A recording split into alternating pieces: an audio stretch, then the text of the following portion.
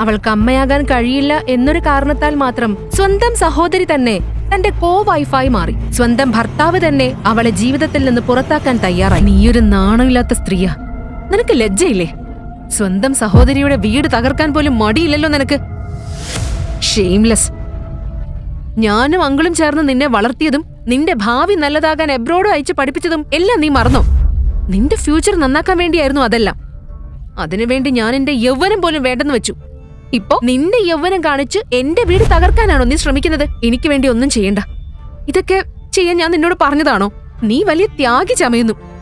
എന്റെ പാരന്റ്സ് ചെയ്തത് അവരുടെ ഡ്യൂട്ടിയാണ്. എന്റെ തല പൊട്ടുന്നത് പോലെ വേദനിക്കുന്നു. നിന്റെ ഈ മെലോഡ്രാമ ഒന്ന് നിർത്താമോ?